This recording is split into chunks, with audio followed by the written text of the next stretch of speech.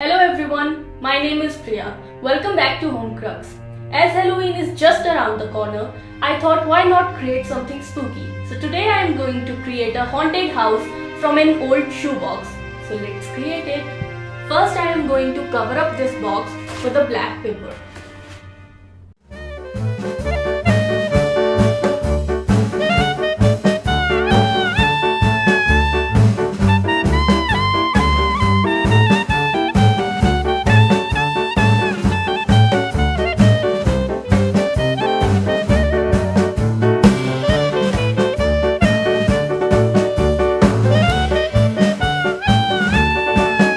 Now the box is wrapped in black paper.